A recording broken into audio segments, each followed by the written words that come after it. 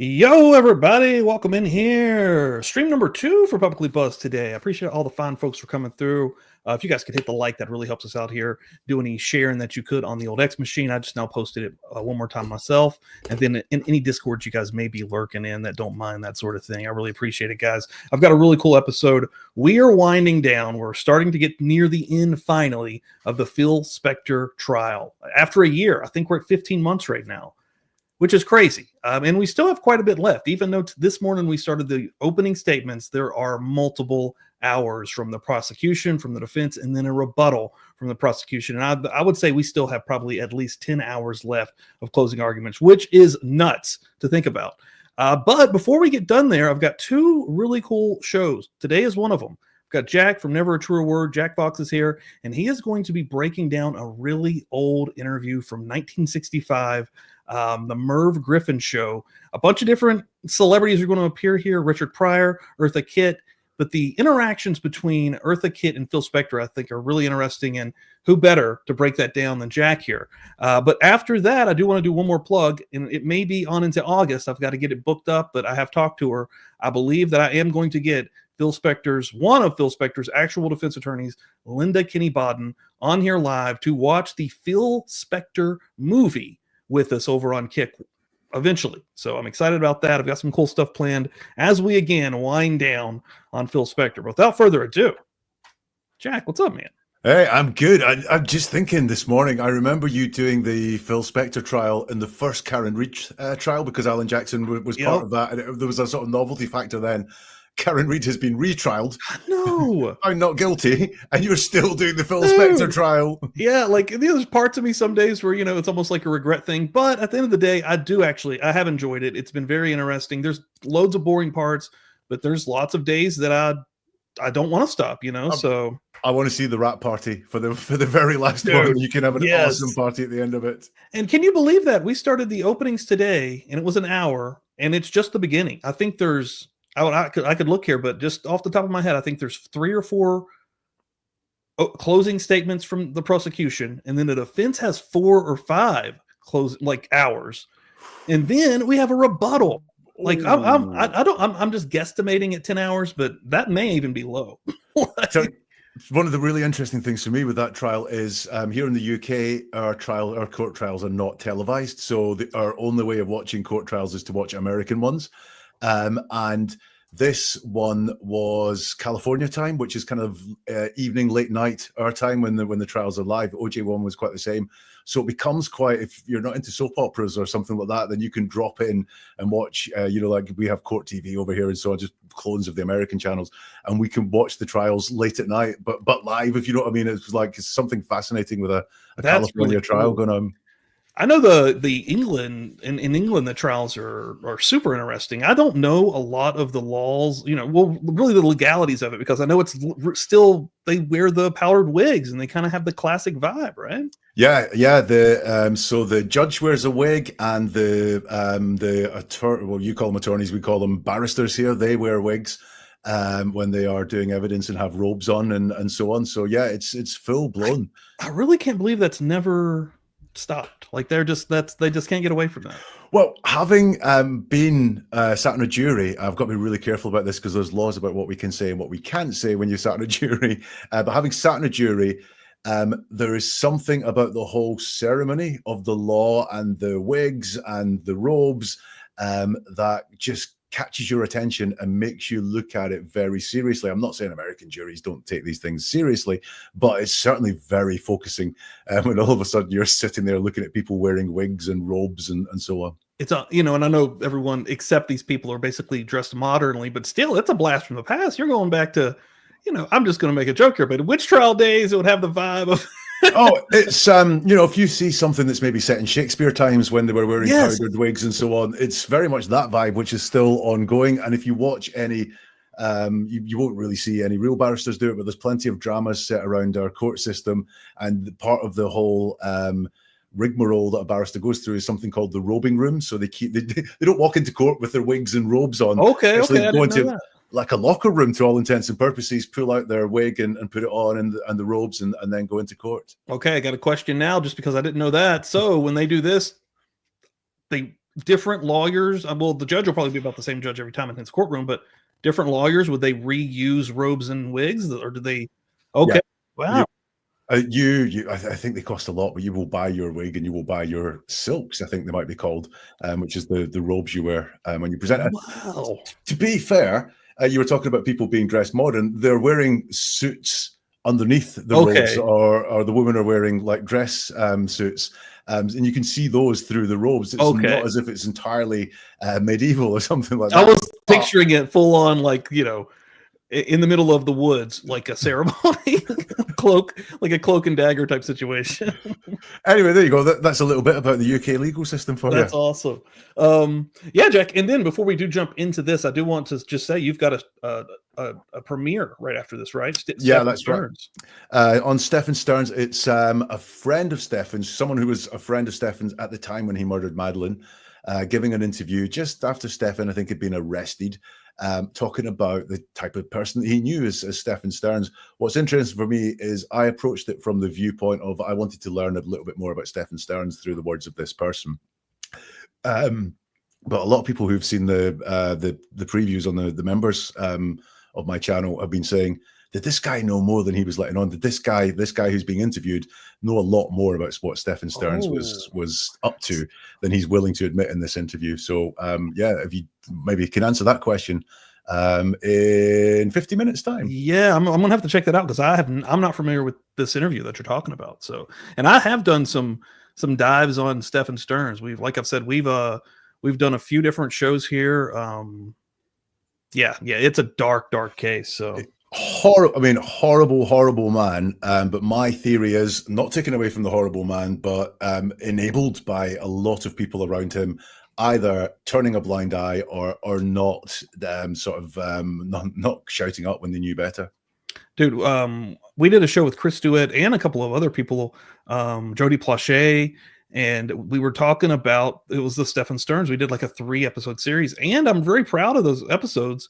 It's dark stuff, but what we did over those episodes was we actually raised money and donated like $500 to RAINN. Brilliant. Dude, yeah, man. I thought I'm very proud of that. Yeah. Because I mean, God, again, that's one of the worst that I've run across doing this so far. It's such a grim story. I mean, this before, during, and after the murder, the stuff he did was just horrible. Dude. And hell yeah, that's immediately after this, 4 p.m. Eastern here. And yeah, I'm excited for that. I'm probably going to drop in for that one just to great to see you there. Hell yeah. But yeah, okay, so folks, let me get this over here. Boom. 1965. Let's go back in time, shall we? I'm not overly familiar with Merv Griffin. I know the name from just pop culture lore and in the old days, and I knew that he had a show. But when I ran across this, I actually remember running across this early on in the Phil Spector getting into the trial.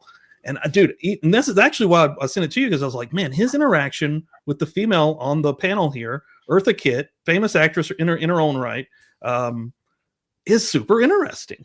Do you want to know what I learned about Merv Griffin today?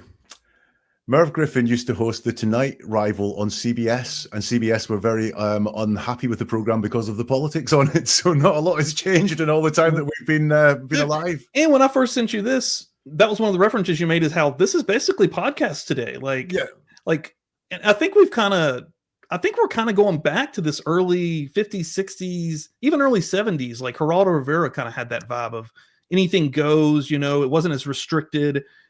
Everybody had some pretty wild takes.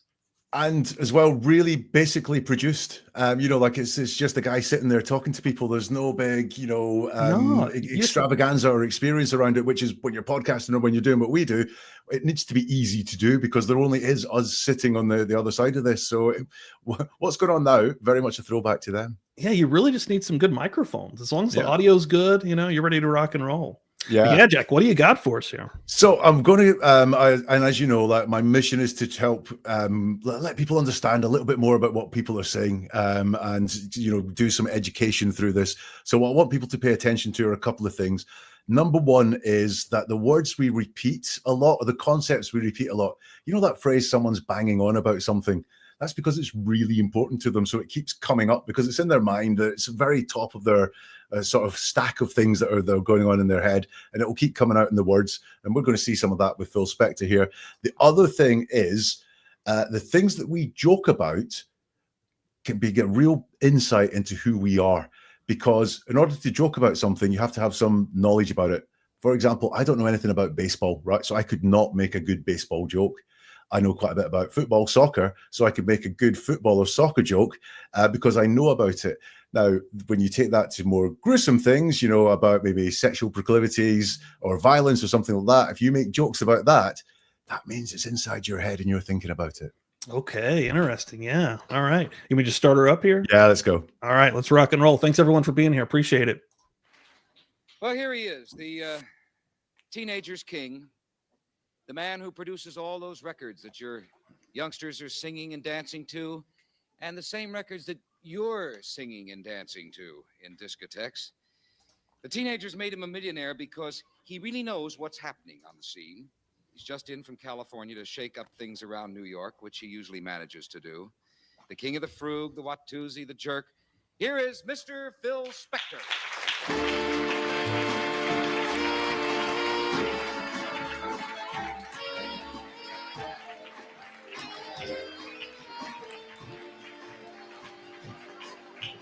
We ain't even got into hers yet, but I'm just looking at Phil Spector's boots. It's all very Austin Powers. Gee, dude, yes, like that was the vibe of the times. Like, Yeah. And then, before we even get anywhere, he's going to be introduced. But right here, young as hell, Richard Pryor, everyone. You're over here, Phil. Before getting into crack. What are you all talking about? Easy now. They're easy. starting in already, Phil. Uh-oh, big trouble, isn't Yeah, it? big trouble. Nice to see Victor Spinetti on the show. How do you do, Victor? Nice That's to where's see you. Victor Spinetti?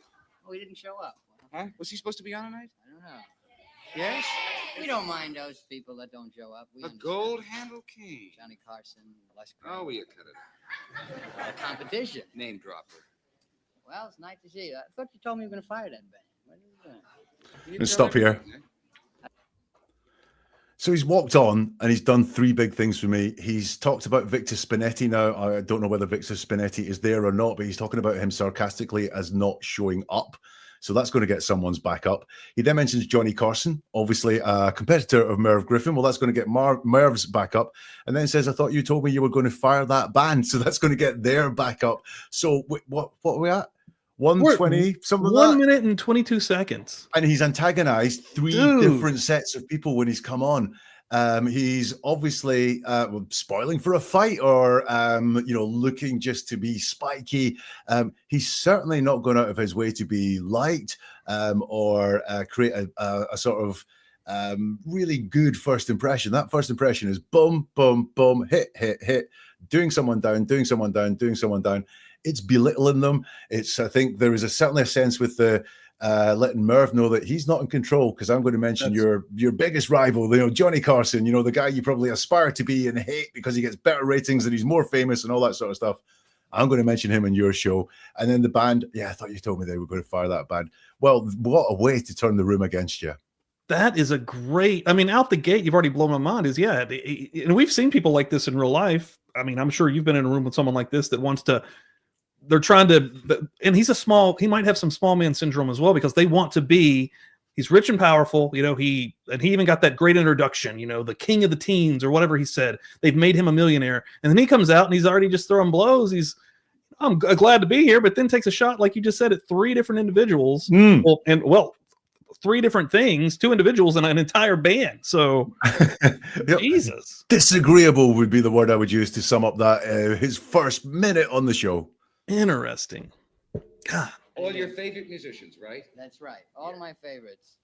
Now, what is this gold handle cane that says something on the top here, the year 1865? That's right. The year of our Lord, Abraham Lincoln. Oh. Easy now. Was this his cane? That's right. Dad, you know what a definition of gross ignorance is? It's a resort up in the Catskills. No, it's a gross ignorance definition. Oh, gross ignorance. Yes, 140. Gotta enunciate, Phil. Move in on the microphone. Definition. Speak right up. You'll be sorry you started. Definition of gross ignorance. Wow. 144 Merv Griffin. Yeah, stop there. You'll be sorry you started. Exactly that. So Dude. he's gone to wind up Merv again and do I am the king of this here. It's your show, but I'm the king here.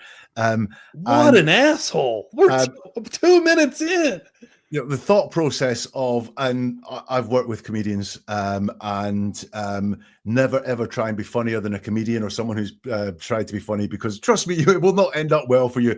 And he's got the arrogance to think he can walk in there and tell a joke, and that he's not there because he's a comedian. He's there because he's a record producer and sort of celebrity, not to tell jokes. So he goes for that. You hear the warm laugh that Merv Griffin gets for his one about gross ignorance being a resort in the Catskills.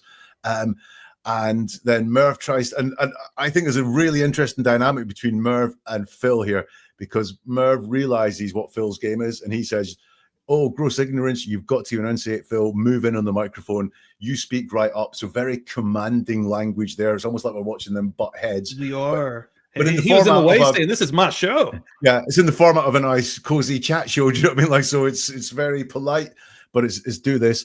And Phil says, you'll be sorry you started, which is on the back of all that disagreeable stuff. And it's not Merv that started, by the way. It is Phil that started it all.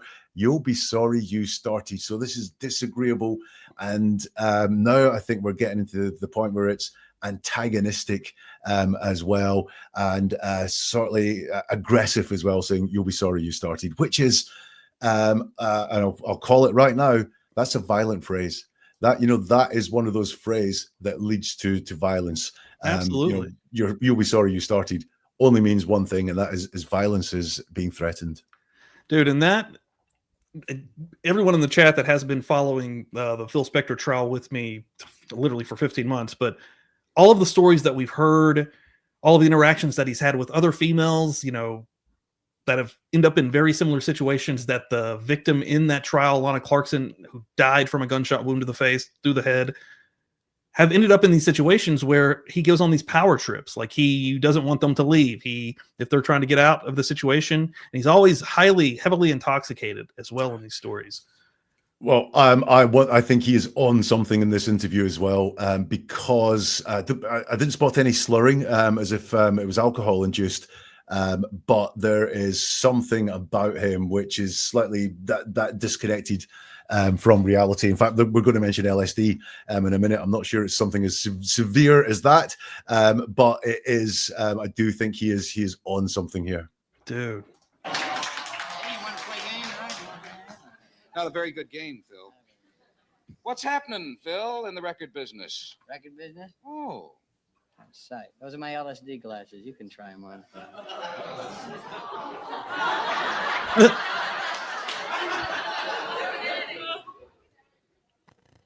Glad they're yours. One of the great kookaloons of all time. What's new in the record business? Have you brought a new sound to it? No new sound. I have a hard enough time railing over the old one. Really? That's right. We leave the new sounds to everyone else. Oh. When are you going to make a record again, Mark? I'm gonna make a record. Yes. All right. Doing a waltz version of Tiptoe Through the Tulips. Uh-huh. I'm gonna fight you down to the last straw, Phil. Sorry about that, Mark. Yeah. Record selling these days? Record selling? Oh, yeah. Discotheques going big? Discotheques going big. Everything's cool. Not in California, though. No, not in California. Why? Why? Just a minute. Why do you repeat all my questions? I don't know. Yeah, stop here. So many.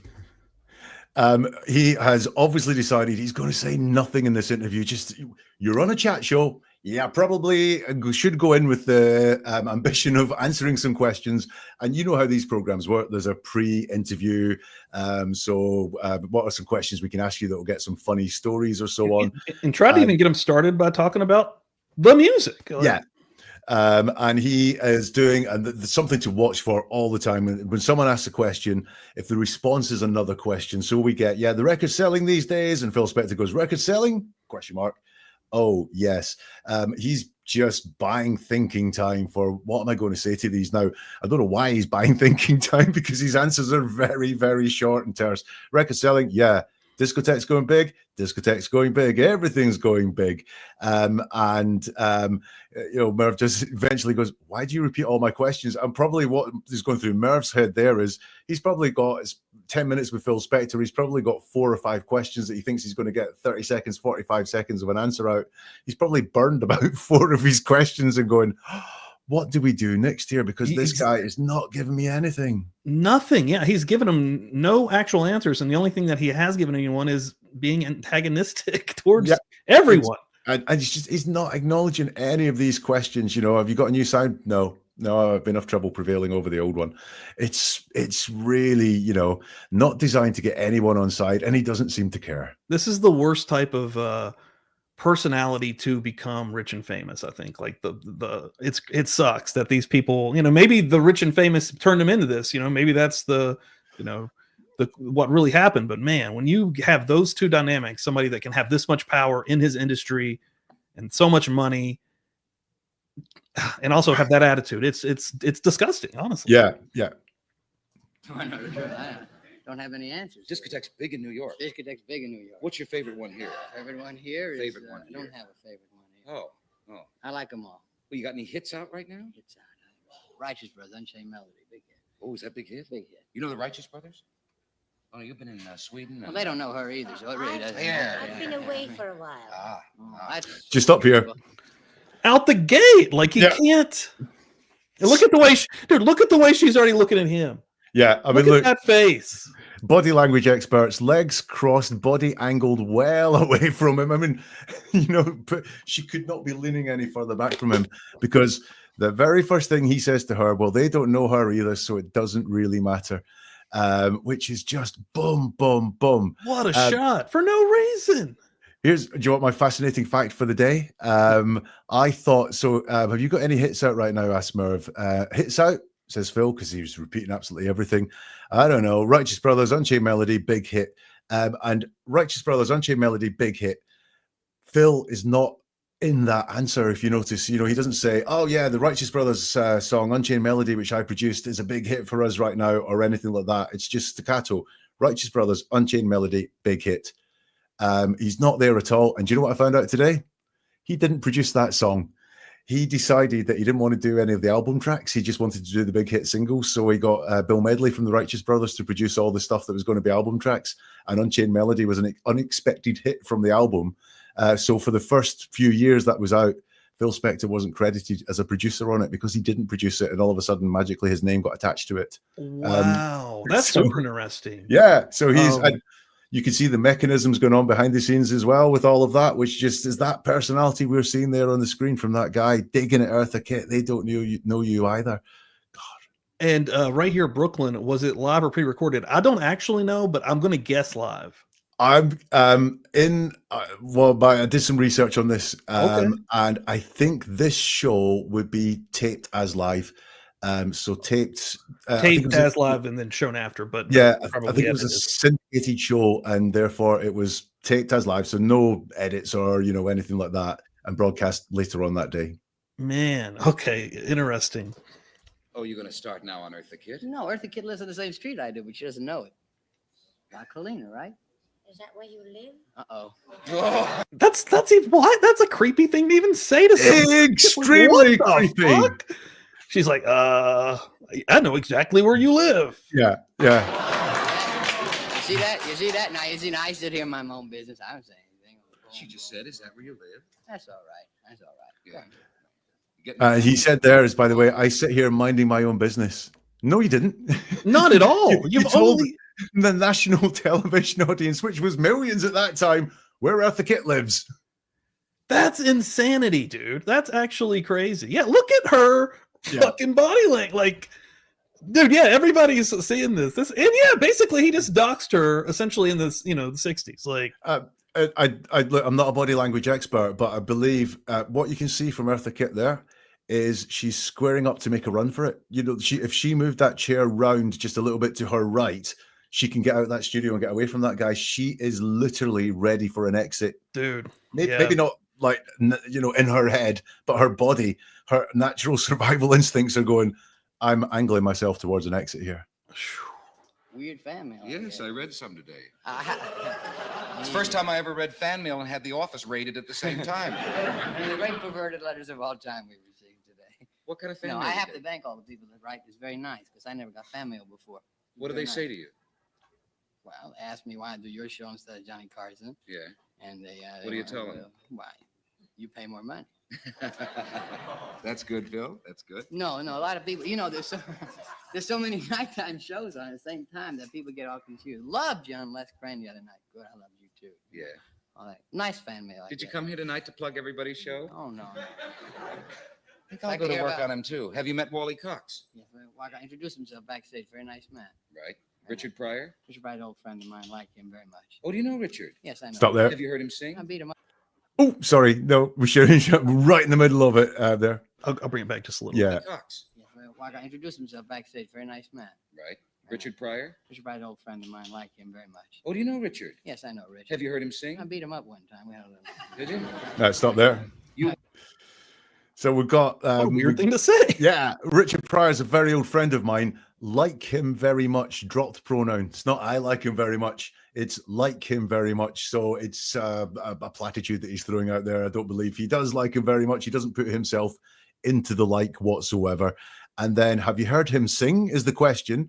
And Phil's been doing this sort of rhyme thing where he's reflecting back the questions to buy himself that thinking time all the time. Record business, discotheques. Have you heard him sing? I beat him up. I beat him up one time. That's actually the first time he's actually been direct. Yeah. Yes. Yeah, that's and again, violence is coming through again, and violence was introduced by Phil. It wasn't have you beat him up? Yes, I beat him up. Have you had a fight with him? Yes, we had a fight. It's have you heard him sing? I beat him up once. So the concept of violence there comes very much out of Phil's mind. Dude. And yeah, well, I think we're gonna get that vibe even. I'm not gonna give anything away, but yeah, even a little bit deeper Nice. with old Richard Pryor. He sings. Great. Have you heard him sing? Great. Yes, I heard. Did you ever do Walking My Baby Back Home for Phil? Might put you on the records. I think that's one of the great new sounds. Do 8 bars of it. Just sitting there. Come on, Richard. Do it. Wait, he's just getting the note. He'll be with you.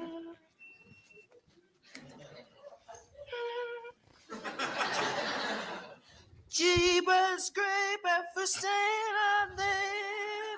Why can't you, baby, back home? I'm all alone and fun. Why can't you, baby, back home? Do you use him? That's wonderful. That's the Griffin sound. Oh, that's wonderful. Those are the records I'm producing. That's wonderful. That's beautiful. Do you know karate, Richard? Yes, A little bit? yes, Would you care to show Phil some of your... love to. Go ahead.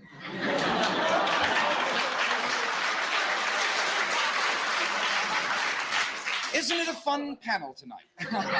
You can feel the energy's crazy. What are some of your, what do you call them? Hits, positions, palm in the neck? No, it's a great art, really. I mean, you have It's, you're defaming it a little bit, but there's really I'm not great, defaming anything. I'm great- curious about what great- karate is. Great, well, I'll Quit tell you. talking about it and do a little something. No, you no, know. no. That's not how you find out what it is. You Yeah, don't you're find out just not- trying to knock hitting people, Merv. What?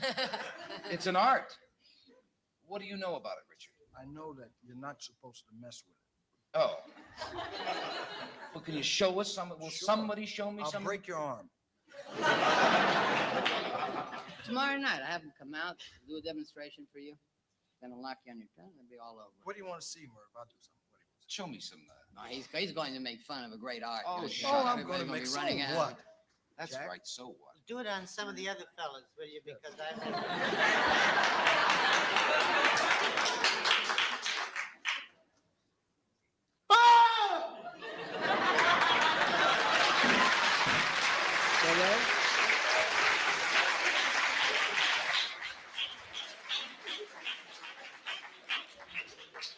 That's the beginning.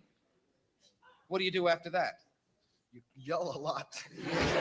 Pain. It's such Who's walking pain. Richard Pryor home tonight? That's all I want to know. Yeah. Backstage. Who's You still walking? got? There we go. You still got those bodyguards? So away from Richard Pryor's comedic performance, Phil has started engaging because it's questions about karate. I know karate is not necessarily thought of as it's a martial art and maybe not a form of violence, but it is about hitting people. And Phil is now giving direct answers. He's much more into what's going on here. Instead of going, discotheque, yeah, it's all right. He's going, I'll bring some people back tomorrow and they can show you everything that's going on. He's really, really into the conversation now compared to what was there before. I don't know if we caught it, but he does threaten to, I think when he says we'll bring some people around tomorrow night, and I think there's something about we'll knock you on your toes or something like that. Something like that'll knock you down. I heard that. And then just the other thing there, maybe this is me reading a little bit too much into it, but seeing as he has given out Eartha Kitt's home address, then we have him asking, who's walking Richard Pryor home tonight? That's all I want to know. So another mention of the home life of one of the people on the panel here, which I just found a little bit creepy. Yeah. That's weird. Yeah, and he was very offended by the idea of it being, of this art that I guess he actually likes karate, being made fun of by a comedian. Like, how goofy is that? Like, you're on an entertainment show right now. Yes. The next section we're going to play, it mentions he's asked about his bodyguards, and he talks about his bodyguards a little bit. I was reading about Phil Spector after I'd done this analysis today, and the amount of time bodyguards turn up in his biography is really, really strange. Like, I think it was someone in his employment who called 911 after he'd shot that actress. His limo driver. His life-changing moment was a car crash. I think, it was actually, I think it was the police that helped him out in the car crash. There was something else there around his body. He was inducted into the Hall of Fame, the Rock and Roll Hall of Fame, by Tina Turner, and arrived on stage surrounded by 3 bodyguards who pushed Tina Turner out the way. So bodyguards, he loves surrounding himself with these bodyguards. And this is just interesting. After he was actually convicted and went to prison, this is actually coming from Chris Duett, who, don't quote me on this, but I'm pretty sure I remember talking to Chris, and maybe it was even on Murder Church when he came through in the chat, but Chris has talked to a lot of prisoners, a lot of killers, a lot of different people, an old podcast that he used to have, and he was talking about how Phil Spector did pretty well in prison just because, again, he was rich as hell. He died being worth $50 million from COVID in 2021. So I'm sure he had essentially bodyguards in prison at all times. I'm sure from the life he lived, he didn't get Navy grogs and he couldn't go out and drink and, again, rape women and be a piece of shit. But I'm sure he didn't live the worst life in jail either, sadly. Yeah. Well, it's a little more than that. They are bodyguards, but basically they are instructors. What are you doing over I there? just pulled out a gun, nothing. A gun in his... Do you ever have occasion to use your bodyguard?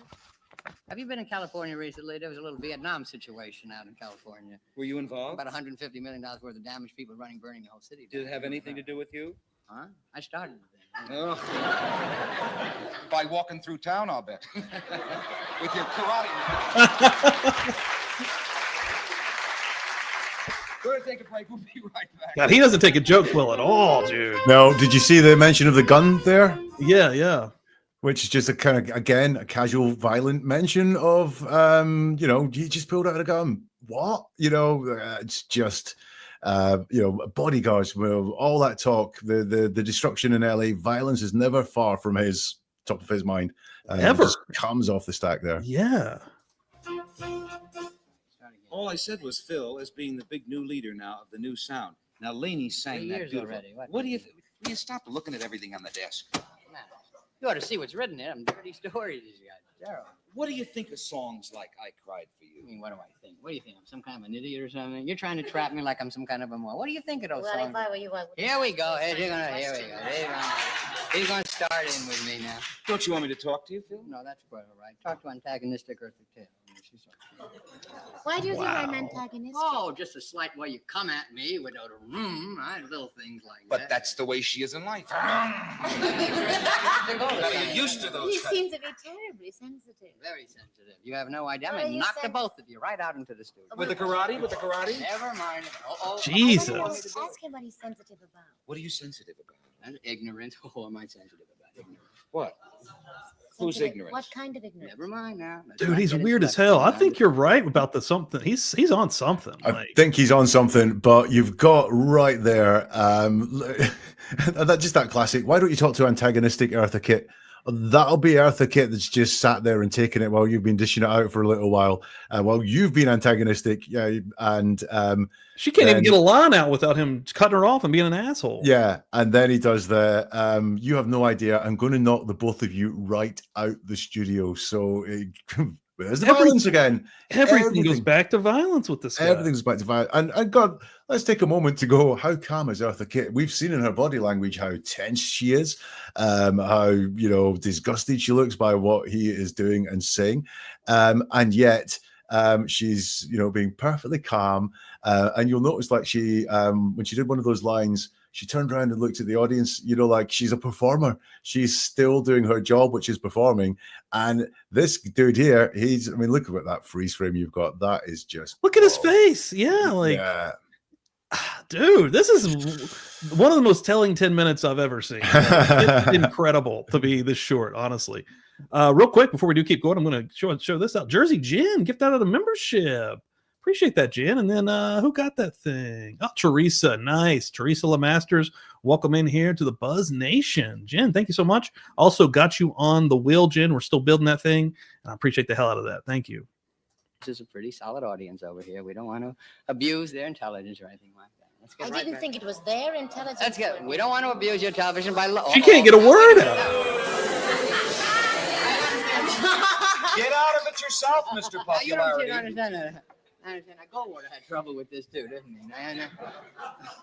You don't seem to understand that. I believe. I don't want to abuse your intelligence by lowering the standards, so that you understand. Who's How do standard? you want to abuse it?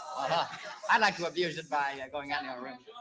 Who's standard? Jump I him! don't I'll go understand for that. Come on, Urza, jump me. Well, the only thing I can say is I believe in Socrates. You do. Yes. Did he believe in you? Though? Give him give someone enough rope, and he always hangs himself. Dude, listen to the crowd. Holy cow. He has just insulted the crowd, so he's, what's worse than insulting everyone on the stage? Insulting the crowd as well. And this is where, and I wonder actually, I don't know if in fact, one of them was very obviously coming back from an ad break, so I wonder if he's had something to drink during the ad break or something, because here he's really slumped over. But he starts, and I think what he wants to say is, this is a lovely crowd, so let's just make sure that that what we're talking about is entertaining for them rather than getting spatty. But he doesn't say that. He kind of says, we're talking about things that are too highbrow for this basic crowd. Like, these guys are too stupid for some of the things we're talking about. The audience pick up on that, so they really, really hate him. And you'll notice he tries to talk over Eartha Kitt. So the only thing I can say is, I believe in Socrates, says Eartha, and he says, you do? She says, yes. And she starts to give the quote. And he says, did he believe in you, though? So this is the second time where she said something, and he's just going, that don't matter. What you got to say really doesn't count. And I think Merv shuts him up. And Eartha finally gets the quote out, which is, give him enough rope, and he always hangs himself. Didn't have to give Phil much rope, though, did we? Not at all. Yeah, dude. Like that. And that shows how smart she is, honestly, in this moment. Like, she's only been attacked. Like, she everything she said, before Phil came out, I'm presuming that the show had them all come out as guests and they all got their moments. But ever since Phil's come out in this 10-minute interval, she's not even really been able to finish a sentence. Yeah. Besides that one. And then when she actually got to get her words out, she eviscerated him when he can barely, keep it together. Just with her speaking, gets his blood boiling. Like, yes. Wow. I mean, and again, everybody that has really followed this trial, and we have seen, I think it's 4, 5, 6 different women throughout decades that have had horrible situations with Phil, where he has went all the way through with sexually assaulting them. And if he didn't go that far, he held them captive with a firearm. It's crazy. Like, it's absolutely insane. Well, Mike, this is how he is treating women in full view of a television audience that are in the studio with him, with millions of people watching at home. Can you imagine what he's like in private? That is a great freaking point. Yeah, like, he's not going to be turning it down when he's at home, is he? He's going to be dialing that right up. This is the curated, sanitized version of Phil that he's going to put on show for the public. Yeah, man. Good Lord. Yeah. This guy being alone with one person, a female, presumably, would be a nightmare. Absolute nightmare. You lost him tonight, Phil. That's all right. You I had a learned chance my to lesson really- with Nipsey Russell. I ain't gonna start. I You- want to know what you're talking about. You ain't missing very much. Don't worry. Just sit Why? back And and- ruin a perfect evening? Sit back and bite your nails. I want you to wake me up when it's over. I beg your pardon. Phil, you had a chance to win him tonight, to be popular. Popular. Why do you do that? Why do you come out and start fighting? Uh, You have no reason to fight with Eartha I Kitt. didn't fight. with Lovely her. young girl. Lovely young girl. Wants to talk to No, you. Wants he's to not- talk. he's I'm not- all for it. Let's Merv, get it. I don't think he's fighting All I with want to me. do is be friends with you. He's all not right? fighting with me, darling. Yeah, Bob Dylan. Dylan wouldn't answer. You see, just sit there. I answer. If you're going to lead the young people of America, Phil, you got to give a better image as their leader. I'm not Walt Disney. I keep telling you that. I'm not leading anyone. They're going their own direction. It just seems to be a lot better than the generation that was ahead of them. That's all. Yeah, I mean. Next. Oh, well, that's going to make a lot of friends. I know that. Jesus, dude. He can't stop himself from being the biggest asshole in the room. He really can. And the one thing that got me there, we're doing this. We've got lots to think about. Like, you're talking to me, you're listening to me, you're queuing up the next clip and so on. Merv is in the same situation there where he's trying to keep a show going. He's got to think about the timing. He's got to think about the questions. He's got to think about the guests, anything that he has to deliver and so on. So his mind is working at 100 miles an hour. And he says, why do you do that? Why do you come out and start fighting? So he's probably not using very much filter there, and that's his best representation of what it is that he's just experienced, which is that Phil Spector came out and started fighting. And we saw him do that, 1, 2, 3 when he came on, having a go at you, belittling you. Why'd you come out and start fighting? You have no reason to fight with Eartha Kitt. And he says, I didn't fight her. I was like, well, you didn't really, because you didn't let her get a word in edgeways. You really had no debate going with Eartha Kitt at all, Phil, did you? And then prophetically, I'm not Walt Disney. And at that time, Walt Disney was the, what would I try to say, a shining light of virtue and paragon and all things that are good and holy in America. And he got, I'm no Walt Disney. I believe him. Yeah. You know what? Yeah, what is that old saying? Yeah, if someone's telling you who they are, believe them, right? If they're that's exactly what Phil Spector does this entire time. I kid you not. In fact, just keep an eye on my X feed after this, because I'm just going to take a picture of my laptop right in front of me. In fact, I'll put us all in there so we can see it. That is exactly what is written at the top of my notes for this episode. When someone shows you who they are, believe them the first time. Maya Angelou. Yes, dude. He is that personified. Honest to God, that's one of the most interesting interviews I've ever watched. It's only 10 minutes. I don't even know if you call that an interview. It's not even really an interview. He's him berating. These things all have that, chat shows all have that rhythm, which is 2 or 3 prepared stories beforehand. No one is doing these things and they don't know what they're going to get asked. There's been the screening interviews and so on. And Merv will have those questions written down on the desk in front of him, and he'll be right. Phil's going to talk about the music business, discotheques, and whatever else it is he hasn't done any of that whatsoever. He's just gone on and set the tone very early of, I'm the boss around here. I'm not going to do what you want. I'm not going to answer your questions. I'm not going to give you anything to work with. Yeah, imagine working with this guy in the studio making music. It seems like it would have been a nightmare. Interestingly enough, one of the only people I've read and can find that actually liked this guy without being paid to do so was John Lennon. John Lennon actually liked Phil Spector, apparently, and they got along, and they worked with each other multiple times before John Lennon's death. But also, there's a lot of, and I like the Beatles, and I like some John Lennon music, but there's a lot of stuff that we know now that John Lennon wasn't a great person. He was a shitty person too. And I read a really good quote. I can't remember who said it, and I can't even remember the quote, but it was an argument for, it was something along the lines of just Phil Spector, once again, is a man whose art doesn't live up to the artist, or the artist doesn't live up to the art, rather. So the art is great. The work he did was legendary, but as a person, no, far from that. And there are so many of those. And I do pretty well at it, actually. I get it 100% if people get rubbed by celebrities the wrong way, if they've had terrible lives. But I do try to separate the art from the artist almost always, because I can enjoy a movie, or I'm a big wrestling fan, a wrestler, or a musician. I can enjoy the art and still try to separate it from the artist, but still have the opinion of what they are. You know what I mean? Like, yeah. Like, even though I like John Lennon, I'm not gonna praise John Lennon probably ever in my life. Yeah, it's person. And I think there's also a thing in there where it's how much of the bad person creeps through in the art. If I listen to "To Do Run Run" by the Crystals, which is just one of the best, most perfect pop songs ever made, and Phil Spector was instrumental in that. Well, that's about a woman being in love with a guy. So, and the sound is brilliant and so on. So I'm down with that. But if there was a song by Phil Spector that mentioned guns or violence, I'd be backing away from that because the person has creeped into the art more than I like. Yeah, no, and it can happen for sure. A good example of that currently is Hulk Hogan, who just died. I'm a big wrestling fan, and somebody actually asked me this morning: who did I like more, Ozzy Osbourne or Hulk Hogan? I liked Ozzy Osbourne did a lot of good stuff. He had some bad stuff that happened in his life as well. But at the end of his life, the 2 weeks ago he did that massive concert. They made $180 million, and he gave all of that to Parkinson's, to the study, the disease he was dying of. Yeah. Hulk Hogan.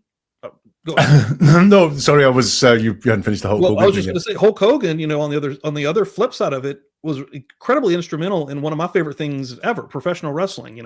He got it to pop culture. It wouldn't be probably what it is today without that individual. But also Hulk Hogan, I know personally, not even going with the major thing that people want to go with him saying the N-word in that famous video from the last 10 years and him taking shots at black folks because they were dating his daughter. But even deeper than that, I know how he treated people within professional wrestling, and he ruined so many careers because he had a lot of stroke, because he was the biggest star. And that's a prime example of how I can separate Hulk Hogan from Terry Bollea, the actual guy. So yeah, I think I also work on the flip side, which is that some art is presented through a prism which is not representative of what the artist believes, if that makes sense. I sit there looking and going, some songs with questionable lyrics or questionable attitudes, but the song sung in a character of a person, like it's not the artist actually thinking or saying that. They are reflecting something else. They're not necessarily endorsing it or so on. And it's such an interesting way of being. But I did a bit of work recently with someone. I don't know if it will see the light of day, but they asked me to analyze song lyrics by a specific artist who's had a lot of allegations around them. And I was like, I'm not sure this is going to go anywhere because it's songs, it's art. Oh my God, did it go somewhere? Crazy. These lyrics were written by a very messed up person. No, it wasn't Diddy. Diddy was hiding in plain sight with his. Well, that's true. Lyrics. Actually, that's true. There's so many clips of him saying the wildest shit. That's a good point. Yeah, but the lyrics, there was just repeated things of quite satanic stuff in it that just it'd be like a sort of love song, and then there'd be a line in there about having sex with the devil or something like that. And it was like, whoa, where did that come from? Again and again and again and again. It was like, jeez. Wow, interesting. And I do want to address this one just because I want to give her Bluebird come through and said, "Hey Steve, I'm so glad that I was stalking you on the X. She's looking for the Jeffrey Dahmer sentencing hearing. I don't know if I have the actual sentencing hearing, but I did watch first season of Murder Church is the Jeffrey Dahmer insanity trial, and the very ending of that is the impact statements. And the judge, I don't think there's. I may be wrong. It's been 2 years now since I've done that, but I would go to the very end of that playlist and check that out, Bluebird. But Jack, man, this has been eye-opening as hell. Like, Phil Spector is such a unique individual. I mean, he's out of his mind. He's out of his mind. Don't forget what I said at the very beginning. Look at what people talk about, the concepts or ideas that come through in their words time and time again, because it's like if your mind is like a stack of paper, they're taking the thing that's at the top is the easiest thing that comes off, which is violence with him, violent talk, violent imagery, talk of guns and so on as well. And the things you joke about, like he's trying to pretend he's laughing and joking with Eartha, it's just this is all a bit of an act. It's a show. No, it's not. You really, really put her down, and that we're not good. And I mean, we've all seen somebody act exactly like that in real life. It's usually like a personal thing, right? Like I don't know if they've had issues in the past, but that seemed very personal. It did for him, not for her. I've done it myself. I've turned up hacked off, you know, a night out or a family gathering or something like that. Absolutely. And sat in the corner going, rah, rah, rah, rah, absolutely. Rah. Probably not when I'm on national TV, and not with such regularity, just to anyone in my orbit. And going back to the very beginning, where he knows that they live on the same street, and even names the street, and she was unaware of that. Like, I feel like it's a female thing with her. I feel like it's more. I feel like she didn't have any kind of issue with him until she basically got her zinger in when she could. Yeah, she handled it beautifully, by the way, because she did not confirm that she lived in that street. She was very aware of, oh, yeah, do you live there? No, I haven't seen you around. No, she went, is that where you live? And she didn't mention her own place at all. I imagine, like, you know, life hasn't changed that much, you know, not wanting somewhere to know your address, especially if you're a music star, probably hasn't changed that much. And he did that on basically live TV. Dude. Yeah. Jack, man, every time you come on, you blow my mind with this stuff. This has been incredible. And yeah, hopefully we can do it again. We'll get another freaking show because, man, it's incredible. Like that, there hasn't been one where I don't come out of it with like a new perspective of the individual or the event. Yeah, I mean, and we should give ourselves some credit for that one we did in Brian Kroberger, looking at his visual snow, because the stuff that we mentioned there all came to pass when we've learned about some things post-trial. You know, there was a lot in there that we brought to that one, which was, you know, I sat watching some of the things happening this week and going, yeah, we spoke all about that. Dude, I know, man. The Brian Koberger stuff, and I've been debating whether I want to go deeper into some of the new stuff that's coming out. I know there's a lot of doc drops going on. I get so, like, that one messes with me because people suck so bad, and I have a hard time not like going off on these folks, honestly. Like, so I don't really want that drama. You know what I mean? It's just extra bullshit that I don't really want to deal with. So I'm thinking about not doing it. But God, dude, Brian Koberger is a piece of shit. Like, holy crap! Absolutely, like wild stuff out there, and still has defenders.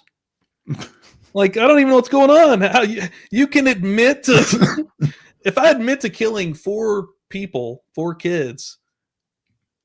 Believe me, I like. What are we doing? Like, it's wrong. But you know, we've known all along. We just see it now. But there's always been the stories about people that would write letters offering to marry serial killers in prisons and so on. And now it's just out there. It's in front of us all to see, and it's horrible to watch. That is actually one thing that I'm looking for to happen. Who's gonna? I bet it won't be long till he probably will get married. Honestly, I bet it happens. I bet one of these groupies, somebody, whatever you want to call him, he's going to end up getting married. But I did see somebody say that where he's at, unless he gets exchanged somewhere else, they don't have the conjugal visit, so he wouldn't actually be able to have sex with them. I'm gutted for the guy. I really am. Poor Brian. You know what? Damn. Nah, dude. This has been absolutely incredible. So after this, ladies and gentlemen, Jack's got a premiere coming on against Stephen Stearns. He's going to be breaking it down. And I think I'm going to be going in there for that one myself because, again, I am very intrigued by the depravity in that one. It's horrible. It's the things we learn about Stephen Stearns as a person in this are none of it is edifying. I will say that. And I do know Eartha Kitt, and I've seen her. My favorite Eartha Kitt film, honestly, is Ernest Scared Stupid. She plays the witch in that movie. I don't know if you've ever watched that movie. But... No, I'm such a cultural Philistine. My Eartha Kitt knowledge begins and ends with Catwoman. Okay, yeah, dude, yes, old classic Batman. That's right. Yes, yeah, sorry, dude, that's right. She's awesome though, but she's so talented. Some of her music is fantastic as well, dude. Yes, and she seeing her handle herself like that there was incredible. Boom. Big estimation for Eartha Kitt. Dude, you can see why she was in her position as a black woman in the mid-'60s because she had some balls, quite frankly. Yeah. Well, interesting. Well, I was going to say, very similar to Tina Turner, who also had a pair, but she worked with Phil Spector. That's right. That's right. All right, everybody. Thank you all so much. The next time you will see me, if anybody is interested in doing it, I do have a second channel where I watch wrestling on Sunday nights live. Wrestle Plunge. I'll be on there tonight, 6 Eastern in about 2 hours. Come over, hang out. But right now, going over to Never a Truer Words premiere. And Jack, again, thank you, sir. I appreciate this, man. Thank you for inviting me and having me. Later, brother.